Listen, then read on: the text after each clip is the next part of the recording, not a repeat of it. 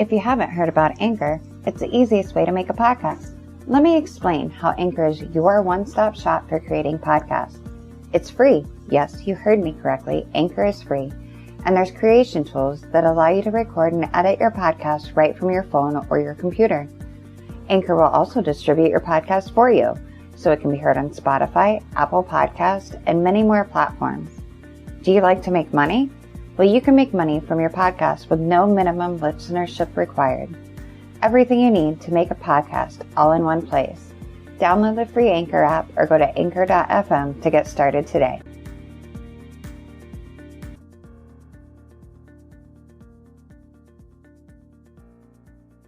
Hi, I'm Jeff Schoep, and this is my co-host, Acacia Dietz, and welcome to Beyond Barriers. And our guest tonight on the program is Mr. Kerry Noble. Kerry, how you doing? I'm good, sir. Thanks. Thank you so much for joining us. If you could tell us a little bit about your background, Kerry, we'd definitely like to hear it.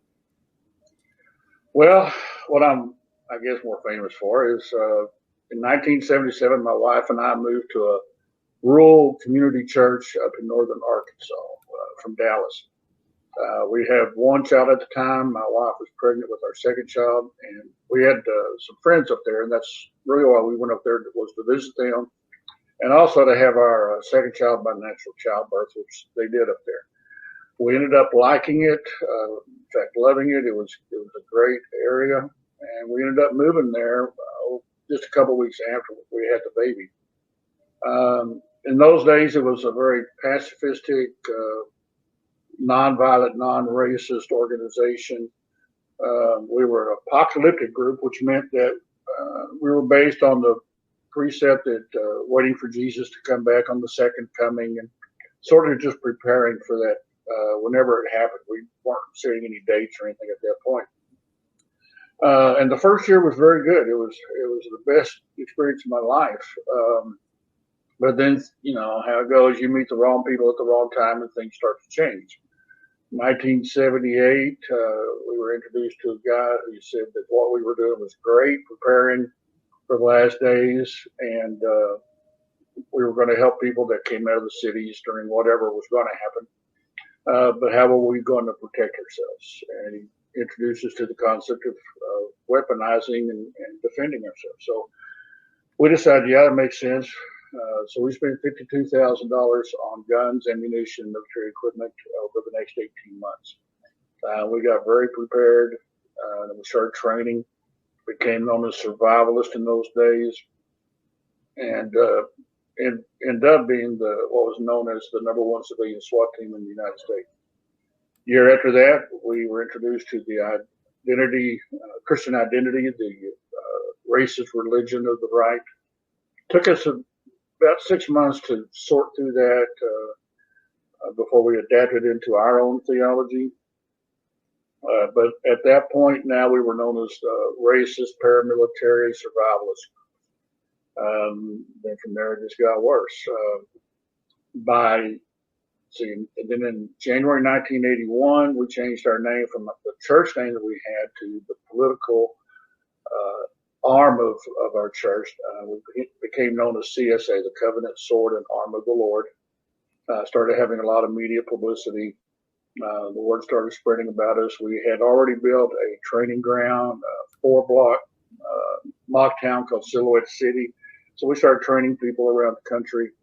1982, we had our first national convocation where we had members of and leaders from other right-wing groups come down and spend the week with us.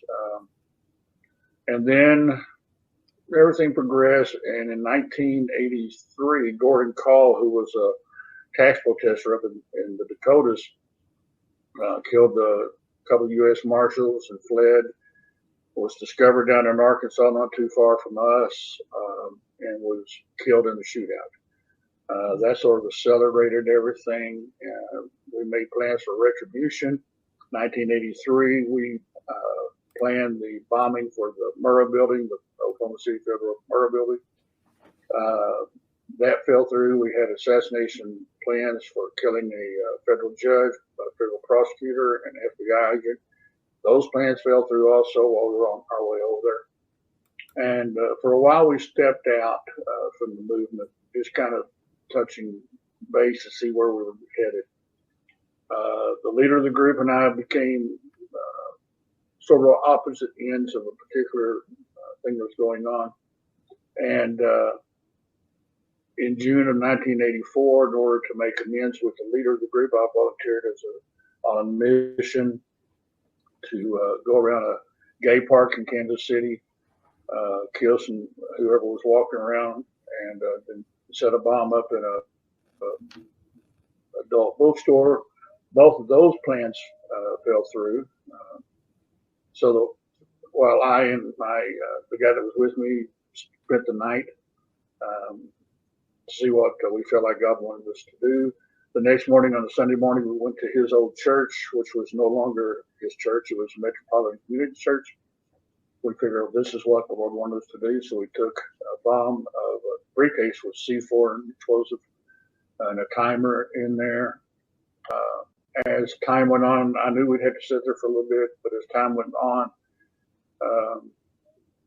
I started to put a face on the enemy, started looking around and realized that my action was not going to start what we would call in those days the Second American Revolution, that all that would happen was either I would end up dying in a shootout, spend the rest of my life in prison, or on death row. Then as the gays and lesbians in that church started to worship in their music, then I no longer saw them as homosexuals, but as fellow Christians trying to find their place in God, just like I was in those days. So I knew I couldn't kill Christians, so took the briefcase and both of us walked out. That put me at odds even more with the leader of the group. And then if you don't mind, if I can ask on that. So just to back it up a little bit, so you were actually attending the church at this point where you had and walked in there with a briefcase with a bomb in it? Yeah, the church service, because we went in there and they just assumed we were two gay men coming in. This was on a Sunday morning, so there was a church service going on, and we stayed about half an hour. Yeah, I mean, it would have been in that time period, it would have been the largest United States domestic terrorist act in U.S. history. About 60, 70 people in there. So all I had to do was set the timer.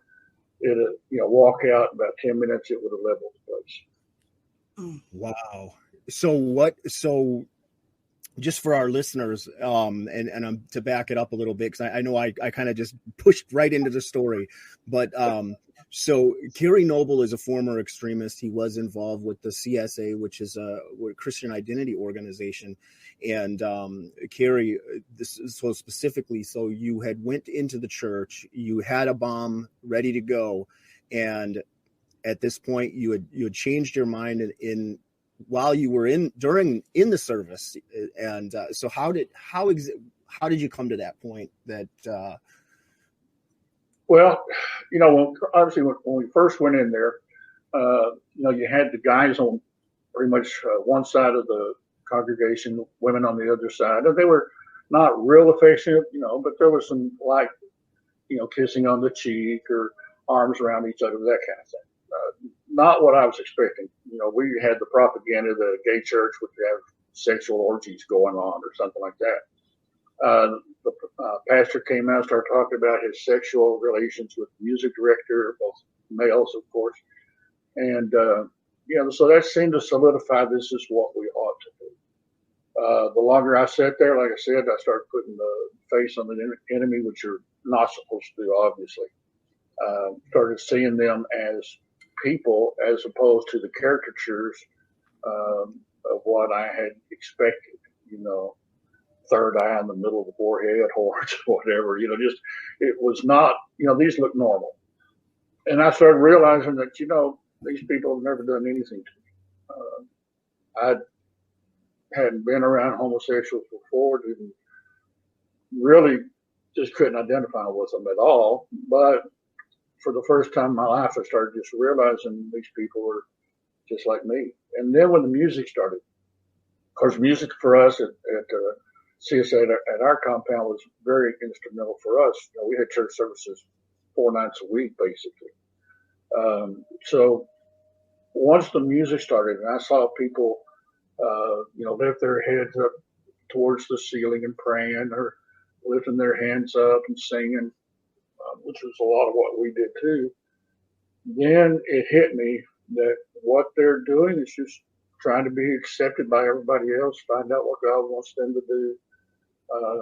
And like I said before, just find their place in God. And it just really hit me that that's what I was trying to do. So it was an overwhelming experience. And for the first time, I just didn't see them as homosexuals anymore. They weren't gays and lesbians. They were people who followed Jesus and just wanted to live a Christian life in the best way they understood how. Wow. So basically, I mean, this is a common theme that we're hearing from a lot of people, and even in our own trajectories coming out of the movement, is being able to see the humanity of the so-called other, of the ones that we vilified, of those people that we thought were the enemy. And it sounds like your story is exactly the same, and you were literally minutes away from, committing one of the biggest terrorist acts that the country had ever seen. It's just incredible that. So it sounds to me like religion, in this case, your religion radicalized you, or it was used to radicalize you. But at the same time, before something terrible was going to happen, the religion also saved you and the people. I'll let you explain it, but that's what I'm hearing. Yeah, I mean, basically, I was already a Christian before I moved up to Arkansas. I was actually a preacher, got ordained up there. I was the main Bible teacher, did half the preaching at least. So I'd been involved with ministry since I'd been 19 years old. I grew up in the church, everything. What happened with us, when I was growing up in the 1960s, of course, we had the race riots in those days, a lot of disunity in the country, pretty much like today. And I could remember as a Southern Baptist kid asking my Sunday school teachers, what does the Bible say about race? And they would not talk about it. When I was introduced to Christian identity, now here was a group of people who not only were not afraid to talk about race, but wanted to talk about race, and bringing in scriptures that I recognized and understood, but kind of at a different angle, different point of view.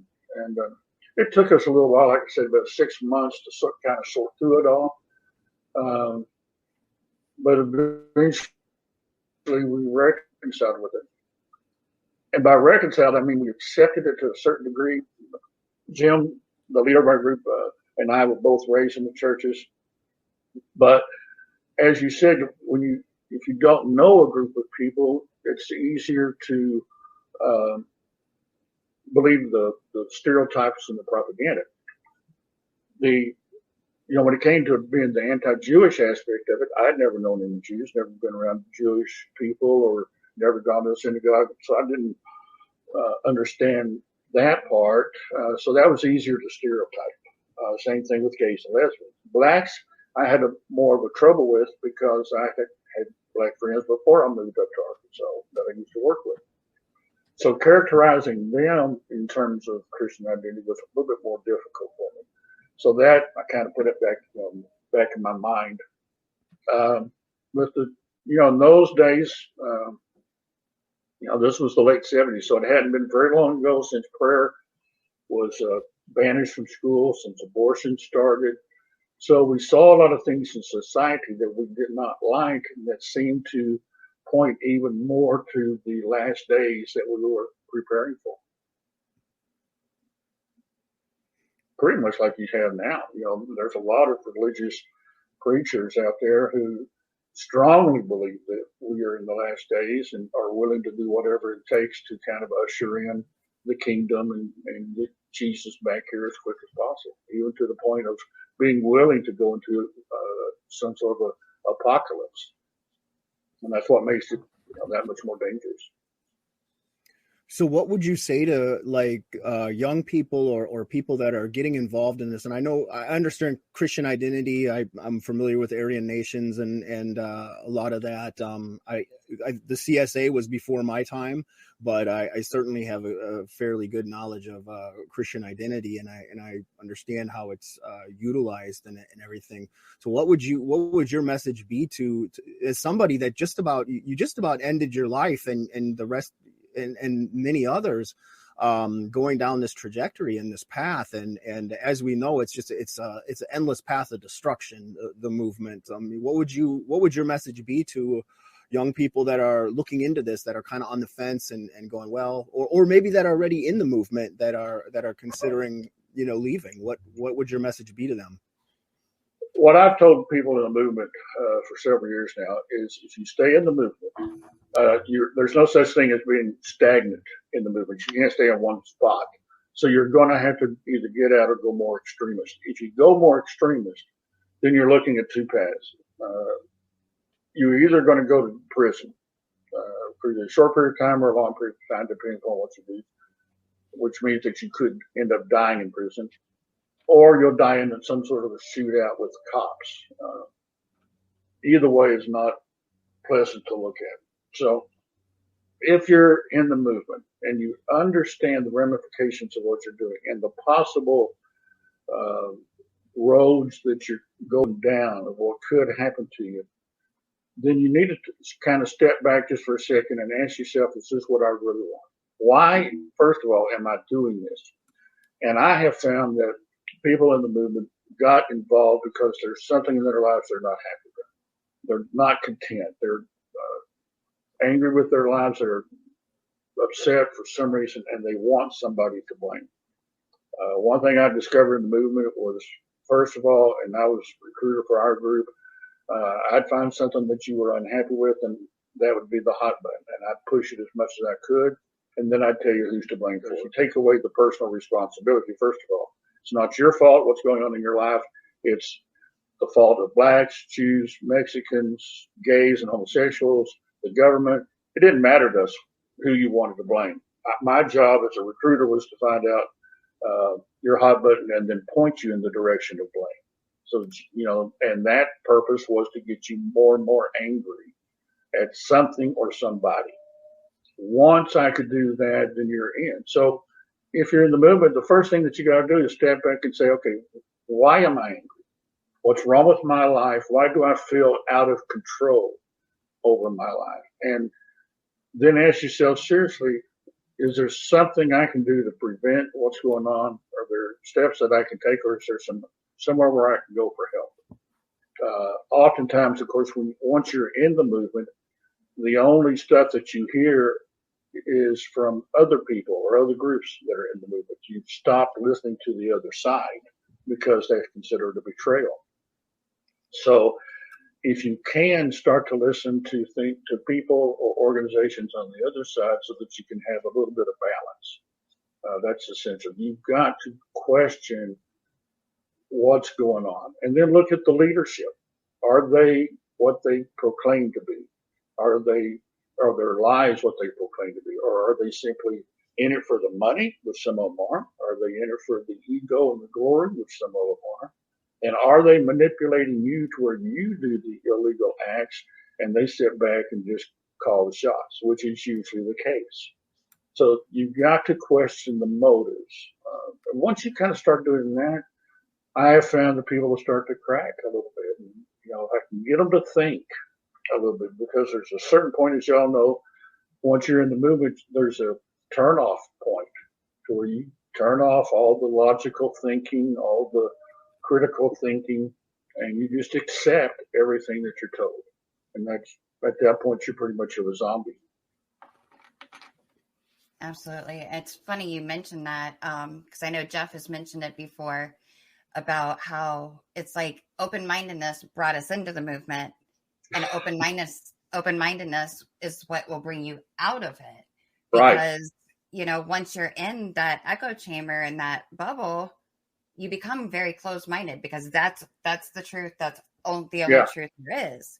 And like you said, you know, once you start allowing yourself to question that, you start realizing that, wait a minute, there is more than what's in this echo chamber. So you become very, very narrow-minded, very focused, to where you can't see, you know, it's like the horse with the blinders, and you can't see past the blinders. And at some point, you've got to move the blinders some. Now, it could be maybe you're questioning something, maybe you're seeing something, maybe you're wondering what's going to happen to you. Maybe you begin to get concerned about your own family if you're married and you got children. What's going to happen to them if I continue down this road? There's a number of scenarios that could end up just at least putting the seeds of doubt in your mind about where you're going and what you're doing. Right. And you kind of have to listen to those. Even if you're afraid to, scared of any kind of consequences, you've got to consider that you're having these thoughts because something inside you is telling you that you're on the wrong path. Mm-hmm. Exactly. I mean, and that's the whole concept of Beyond Barriers, is that you've put these barriers up in your mind and you can't see beyond them. You're just stuck in that echo chamber or that bubble. You cannot see beyond it. And the open-mindedness that maybe brought you in the first place, which is the process we use of the reverse osmosis to bring people back out. Once you're in, you're stuck. You're just stuck in that echo chamber, and the open-mindedness is gone. You're closed-minded now, and it's we have to be able to tap back into that humanity and to reach those people and get them back out. Yeah. And another thing. Go ahead. When you realize that you got into this because you were afraid of something, you're afraid of your life, you're afraid of everything about your life, there's a certain point too where now you realize that the fear you feel in the movement is greater than the fear you felt when you felt alone in society. You know, now I'm scared to question. Now I'm scared to get out. I'm scared of disobeying an order because I don't know if somebody's going to shoot me in the back. You know, and you kind of realize, you know, for me, the gay church was my slap in the face of reality. And something has to happen to you to kind of wake you up and go, holy moly, this is not good. You know, I got to start figuring out where I'm at, you know, and make some choices here. And just one wrong choice. I mean, you came so close to life altering your life forever, you know, and there's a lot, we all know, I mean, from our time in the movement, we know people that made the wrong choices and it destroyed their lives, whether it was 40 years or life in prison or whether it was death. I mean, we know people that we've lost over the years. It is just not, it's not a healthy thing for people to be involved in. Right. And then for us, you know, 10 months after the church situation, then we had done so much illegal activity off the property. In April of 1985, the FBI was forced to come in on us. So we found ourselves surrounded by 300 law enforcement officers one day, and I became the negotiator between us and the government. The leader of our group sent me down there to stall so all the other guys could get ready for battle. I went down there to try to negotiate for a peaceful surrender because I didn't want people killed. So now in less than a year, I'm facing a situation where not only could I be killed, but everybody I loved and held dear, my wife, my kids, my friends, everybody could get killed in a shootout. Because the FBI made it very plain to me when we started negotiations that they weren't going to fire the first shot. But if we fired a shot, they had a UE helicopter around the corner. They had 50 caliber machine guns aimed at us. And he made it very plain that once it starts in 30 seconds, every man, woman, child in the compound's going to be dead. And that was serious to me. And I knew he wasn't bluffing. You know, 300 cops there. We were the first group in the United States history to be surrounded by the FBI's hostage rescue team, first domestic terrorist organization, even though that term wasn't prevalent in those days. But it was a serious situation. So, you know, twice in a year, I'm facing the possibility of not making it through this. We ended up with a 4-day armed standoff with the government, but fortunately I was able to talk the leader of our group into surrendering. See, and that's fascinating. This is history that a lot of people either don't know about or are not aware of. And so what Kerry was talking about is the CSA compound. You guys are surrounded by 300 federal agents and law enforcement, and there was a standoff. And how long did that go on?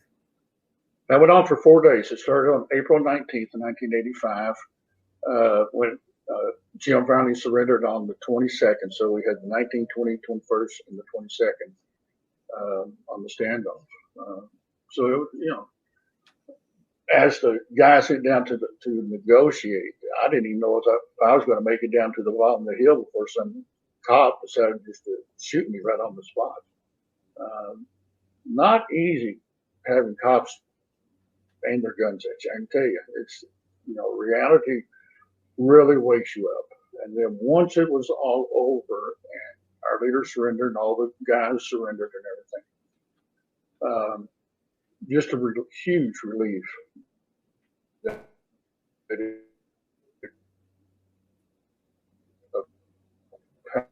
how much worse it could be. You still there? Yep, the last couple sentences we didn't hear. Okay, what did you hear last? Acacia, what is it? Oh my gosh! Oh, I think I remember. There's a couple sentences. Okay, so so I was walking down to an area that we call the valley. So it was about a quarter-mile walk that I had to walk to start the negotiations, knowing that there's cops all around me aiming their weapons at me because they didn't know if I was coming down with a bomb, suicide bomber kind of situation. So I know if I make a wrong move at all, I'm dead. So that's it's an awakening moment, because you realize one false step, one false impression, and my life is done. So I had to be very careful. Got down to the negotiation spot where all the main negotiator was with the FBI and started talking. Then I felt a little bit better. But it's until you've been there, it's difficult to imagine. It's easy when when you're in your movement, it's easy to feel bravado and think, the only way they're going to take my guns is my cold hands, and all that kind of stuff. You see all these guys flaring up like peacocks, and you think, that's easy to say. It's easy to picture yourself in that situation. And I know we did it at CSA, but walking down there and knowing I'm unarmed, but they don't know that. They're hoping I'm unarmed. But if I make a wrong move, just my life's done. And you're not so quick to think that you're invincible anymore. You realize this is beyond seriousness. This is life and death. And am I willing to not only give up my life, but ruin the life of my wife and my children over this? Right. And for the listeners, what was it? What was the defining moment as far as what were the feds doing there? Why was the place surrounded, or what was the the feds had a warrant for Jim Ellison, who was the leader of our group, for conspiracy to possess unlawful weapons. And because we'd had people who used to be in our group who joined the order, who was starting to get busted a year before us, who had turned state citizens. So they knew we had stuff that was illegal, pretty much knew where everything was from the informants at that point. So they came to Jim, or came to me and said, I've got a arrest warrant for Jim, and he wouldn't surrender. So then we had the siege start off at that point. It was remarkable to me, to be honest, because, again, stereotypes. All you hear about the cops coming is they're just going to kill everybody and blame it on us. We shot first. They had no choice, that kind of situation. Mm-hmm. They made it very clear from the very beginning they were not there to kill people. They understood we had children there. They did not want children to die. They did not want women to die. He made it very clear to me that it would be us who shot the first shot, not them. But if we shot the first shot, then it's over with. They have no choice. I found the leader of the HRT to be a very honorable man. We got along real well, and felt like I could trust him. They did, without going into huge detail because it's pretty lengthy, but they went beyond the call of duty as far as I was concerned. We not only had a 4-day standoff, the ATF and everybody searched our compound for 4 days after that, trying to, for evidence, on the cases that they were building. Within a short period of time, we knew that the rest of us in some sort of leadership position would be arrested about 5 weeks later, and that we'd be charged. So that did happen. I ended up spending 26 months on a 5-year sentence in prison, giving me plenty of time to further sort things out in my head. And it took a while. I mean, everything that came to the group came through me, basically, because I was the propaganda guy, I was the Bible teacher, I was the media spokesman, ended up being the negotiator. So it took me longer to get all the hate and the stereotypes and the scriptures that we were taught, everything out of my head and out of my system before I started to feel right again. It took me about 9 years to go through that process. It was horrendous. Wow. Now, would you say, sorry, go ahead. No, I was just going to ask. No, go ahead. I was just going to ask because, I mean, in your situation, you had religious extremism on top of the far right, the racism and everything else. Would you say for you that created even more of like a conflict as far as leaving, because now you almost have to unlearn everything that you had thought you'd learned? Yes and no. Here's what happened after the gay church thing. I decided I no longer wanted to be there. I was ready to leave CSA at that point. Like I said before, Jim and I had been having disagreements for quite a long time. I wasn't happy there any longer. And so once we got back to CSA from Kansas City, I was determined that I wanted to leave. Unfortunately, for me, on the way down to, while I was praying and saying, Lord, I'm ready to leave. I'm going to take Kay and my kids and we're going to pack up and go somewhere else. The word that I got was, no, you can't leave. So that put a huge amount of stress on me. I realized after the siege, and I had prayed about this several times, still got the same answer every time. And I realized after the siege that if I had left, there's a 99.99% chance they would have shot all me. Died. Yep. Yeah, I was. The FBI later on testified that I was the only voice of reason in the group. Wow. So that realizing that if I had left, all of my friends would have been killed, more than likely. So going to prison was not easy.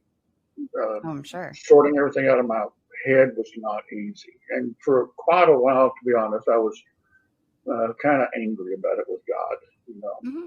And I can remember kind of screaming and hollering at God one day and saying, why did I have to go through this? It's not right. I just wanted to leave and put my life back together. And I felt like the Lord just spoke to me and just said, okay, let's say that I would have let you leave. Who is there in the group that you wouldn't have minded dying in a shootout?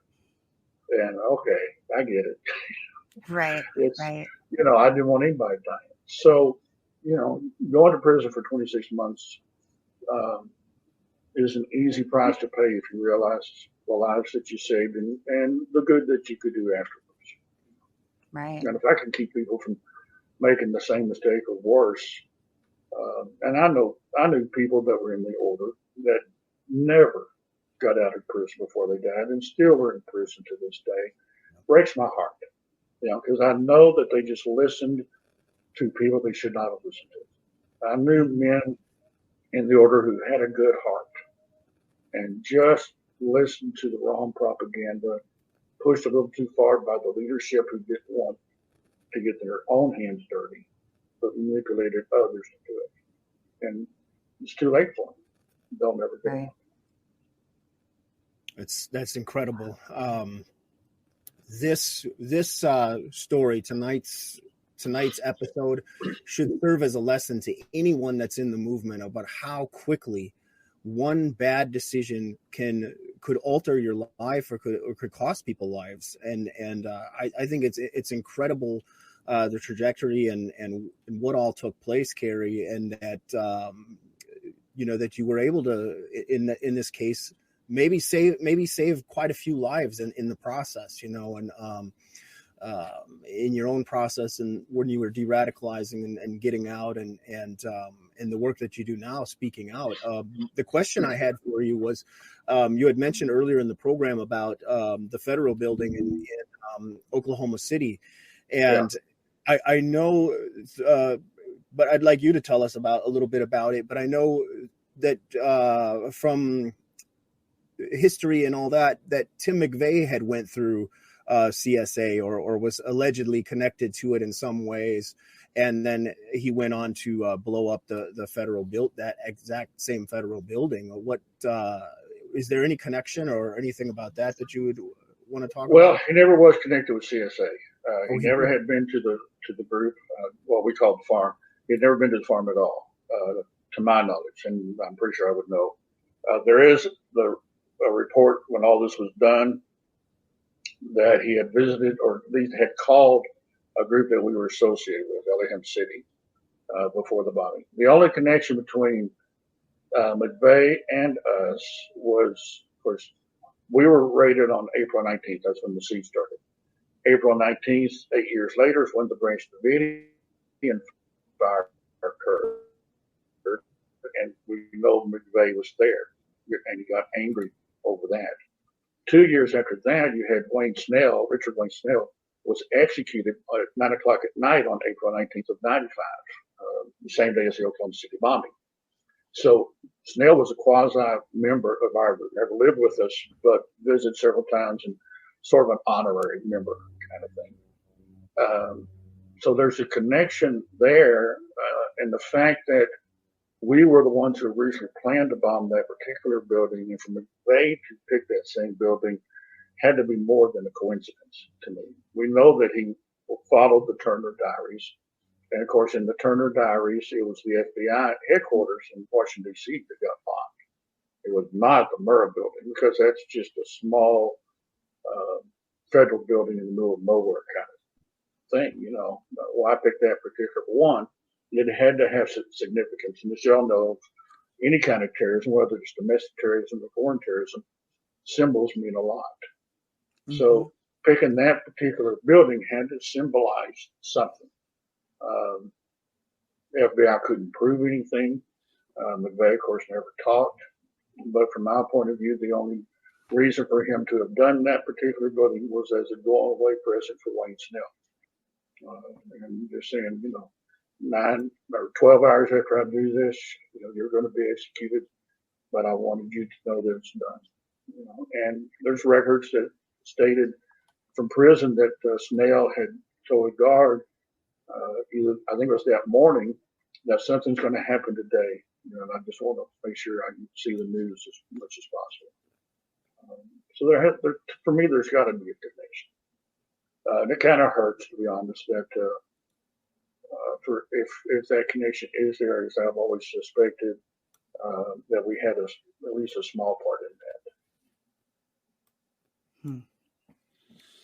So Elohim City is not the same thing as the CSA. Was that two different groups? Two different groups. There, Elohim City was in Oklahoma. It still is. Excuse me. We met Elohim City in 1982. They were a nonviolent Christian community also, but they've been around longer than us. They were not militant at all when we first met them. So two different groups. They were the closest group that we had come in contact with us on a spiritual level to us. But in terms, they believed in Christian identity, but they didn't associate really with Aryan nations or the Klan or anybody like that. If people came around, they'd welcome them, but they really sort of didn't align themselves to those kinds of groups per se. So since you've been out, when did you start speaking out? And I know you've written a book or a couple of books. Please tell us about that and where people can get them. I finished my sentence in 1990. I got out of prison end of July 1987. Wasn't allowed to speak out against anything while I was still on paper, on probation, parole. So until I finished my sentence in 1990, I couldn't do anything. 1991, I joined an organization called Toastmasters, which is a public speaking organization. And it gave me the chance to speak out for the first time about my experiences. I was with the organization for 10 years. Probably 90% of the speeches I gave had to do with my past. That was, for me, very significant because that was a major healing process for me. Toastmasters is well known. All they do is critique your speeches. They don't judge the content whatsoever. So I was never frowned upon for anything I talked about. And they welcomed me with open arms even from the first day that I was there. First speech I gave was about CSA in my past. So they were very welcoming. So that I told them later on that they were my psychological savior for allowing me to do that because it was significant. So that was all the 90s. 95, I touched base with the FBI agent who had been the head of the HRT and who was the negotiator for the FBI. We crossed paths again in 95. Ended up becoming really good friends. He took me to Washington. We did a debriefing there for the FBI. They wanted to basically know what they did wrong at Waco and Ruby Ridge and what they did right for us, and wanted some pointers. So we talked about that, and I started doing speaking engagements after that for the terrorist conferences against terrorism, civil rights organizations, that kind of thing, and that helped. And then wrote the book Tabernacle of Hate, Seduction into Right-Wing Extremism, came out in 1998, about the whole story behind CSA.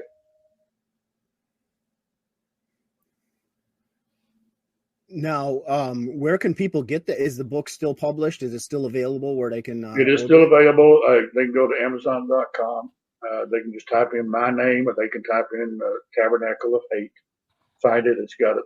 They'll see two covers, a black cover and a red cover. The red cover is the current one. It's the second edition. Syracuse University Press published it. I think they did an excellent job putting it together. It's got two, in addition to the material from the original book. It's got some updated material, of course, but it also includes two of the propaganda booklets that I produced while I was still at CSA, called Prepare War and Witchcraft and the Illuminati. So people who have come out of the movement, or even those who are still in, can have a better perspective of the kind of stuff that we wrote and then that I came against later on. I would like to mention one thing. You mentioned earlier about the number of people that might have gotten saved and everything because of what I did and all that, which is important. Equally, if not more important, is the fact that, without a doubt in my mind, going into that gay church, that gay congregation saved me, by their actions. If they were even close to the stereotype that I had been programmed to believe, that might have been a different situation. But unrealizing from their point of view what they did in their worshiping God, is what saved me. And then the FBI, when they came in, the way they handled themselves, the professionalism. After the 4-day standoff. Like I said, they had a 4-day search of the property to find evidence. And I would always say it when I did the terrorist conferences that the feds left the place better looking than it was when they got there. You know, I mean, they fed the animals, they cleaned the property. I mean, that saved me, you know, because it made me even more solidified in my new belief system that the government was not out to get me or to get my friends. It could have been way worse for us. I mean, the federal prosecutor, and I think the federal judge, which was two of the guys that we had targeted for assassination, I think took mercy on us. The FBI agent that we had targeted became a friend of the group, helped a lot of the women after the men were arrested, helped some of the other men who weren't arrested to find jobs. I mean, they just went beyond the call of duty. So that helped to save me. And then Toastmasters, with what they did, helped to save me. So it's a two-way street. It's not, you know, when you come out of the movement, y'all know this, it's not just how you can affect people's lives, but it's how they affect your life too. Absolutely. That's a whole story itself, of course, but it's true. We're appreciative. If we've come out of that movement, we are appreciative of the people that helped us to come out of it. Oh, you are not kidding, sir. I mean, that is really well said, and I'm so thankful that you covered that, because that's something. What I'm hearing is it was empathy, it was compassion, and it's a two-way street, just like you said. I mean, it's given, it's received. It's if everyone operated in this way in society, I don't think we'd have any wars. We wouldn't have racism. We wouldn't have hate. Everything would be just phenomenal. And after a lot. After I finished my sentence, I was able to start speaking out. One of the first things I did was to call the Anti-Defamation League out of DC and apologize for my actions and the actions of our group. They got me in touch with the director over here at Dallas. Invited me over there, and I didn't know what to expect, honestly. I was a little nervous about going over there, but the director there was so welcoming, answered any questions I had, gave me some books to read, because, you know, I was still trying to sort stuff out. So even, you know, the organizations, just like the gays or whoever, the government, but even organizations that I feared, what would they do? Again, welcome their arms, and I did a lot of speaking engagements for them. But it's just like you said, it is a two-way street, and you need that. When you come out of the movement, you can't do it by yourself. You've got to have help. That's why we started Beyond Barriers. I mean, that's the goal here is to help people. I know when I first got out, I was done with the racism, but I was still struggling with the anti-Semitism, and the Jewish community, the Simon Wiesenthal Center in specific, reached out to me, and they were Rick Eaton, my friend from the Wiesenthal Center. He was on a plane within a day or two, I think it was, and came right out and wow. It was incredible. I felt the same way, you know, going and meeting with Jewish people and the first trip to a synagogue and all that. There was a lot of those old ideas going, oh no, what are they gonna do to me when I go in there? You know, like, it was life changing. And that's what I think is so important, and what a lot of people should need to take away from this, from Kerry's story too, is the way you were treated when you went there to the gay church, and how people, how you were received, you know, like that altered this path. The path could have been completely different. I mean, you think about these things, like somebody walks off a sidewalk and gets hit by a bus. Like, well, if they didn't step off the sidewalk, you know, then they would have been fine and lived their whole life. You know, I mean, this is one of those stories that just could have went so many different ways. And I mean, we're so proud of you that you're out, and you're such a wonderful example of change, and absolutely, it's incredible. And that's what we want to boost on this show, is we try to bring on stories of change and compassion and empathy, and we're trying to change lives and save lives. And your story, I think, is absolutely incredible, and people really need to learn from it. I think too, one of the main lessons I learned in the movement, you're taught who to hate, and of course it's everybody, to hate. So, and they're the enemy. It doesn't matter what group, what organization, it's, they're the enemy, they're enemy. You find out once you've left the movement, there are no enemies. The only enemy is up here in your mind. That's where you got into trouble to start with, because you weren't taking personal responsibility for the problems that you were having in your own life. That's your enemy. Correct your own thinking, correct your actions to where you can have a better life, and quit blaming everybody else for, your own shortcomings, and reach out, because you'll find that the same people that you're having troubles with are more than happy to help you. Exactly. If you'll ask for the help, they're more than happy to help you. So you can turn your life around very easily if you really just want to, and quit blaming everybody else, because they're not the enemy. That's it in a nutshell right there. Is you gotta introspect, you gotta look down deep inside, and that's one of those things I think we didn't, maybe at least I didn't realize it when I was in the movement, that it was so fear-based. We were afraid of this, we were afraid of that. Nobody ever admit to being afraid of anything, but really that's what it was. Is we didn't understand these things, we didn't understand these other people, and we fell in, judge them on stereotypes which weren't even accurate. And that's what's so incredible, is when you give yourself a chance to learn and explore these things, a lot of it isn't anything what you've been told. So it's about being open-minded and considering, was it Confucius said, a wise man considers the possibility of anything. I used to say that when I was in the movement, but I wasn't considering those other things, until later, it's like, you really let that stuff sink in. And so do you have any final words or final thoughts on what can we all do to get along better and make a difference in the world? I was speaking with a reporter the other day, and I was telling him about everything in life is in cycles. Scripture says there's nothing new under the sun. What happened before happens now. What's happening now has happened before, kind of thing. And what's happening now is so much like a mirror of the 70s and 80s, except amplified.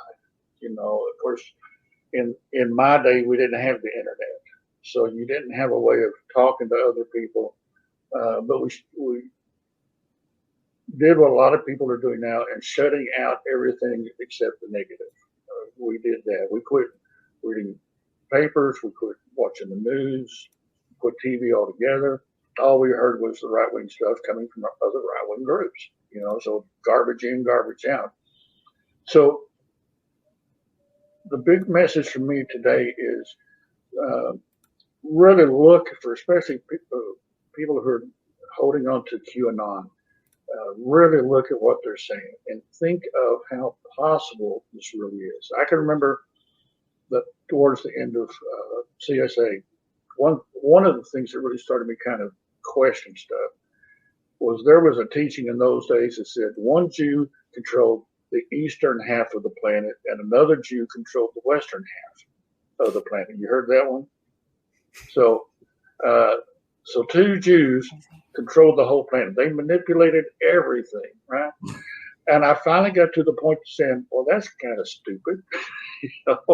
If these two guys are that smart, then they deserve to rule the planet, because none of us are that smart, And I started realizing how idiotic that teaching was. And if that teaching was idiotic, what else am I being taught that's wrong? So people that are listening to the QAnon need to listen to another side also.